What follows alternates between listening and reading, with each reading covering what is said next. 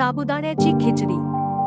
साहित्य: 2 वाटी भिजवलेला साबुदाणा, तूप, चवीनुसार मीठ, अर्धा लिंबू, जिरे, बारीक चिरलेली कोथिंबीर,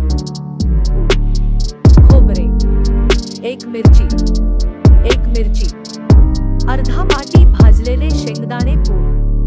कृती: 1 पॅन गरम करा, तूप गरम झाल्यावर त्यात जिरे, मिरची घालून फोडणी द्या। भिजवलेला साबुदाणा, भाजलेले शेंगदाणे पूड, मीठ, साखर, लिंबू, कोथिंबीर घाला।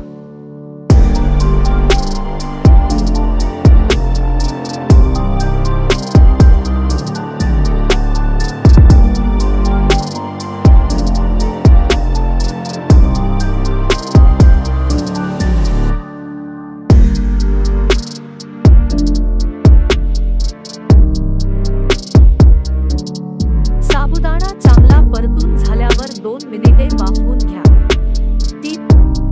हा पदार्थ उपवासासाठी चालतो। साबुदाण्याची खिचडी तयार।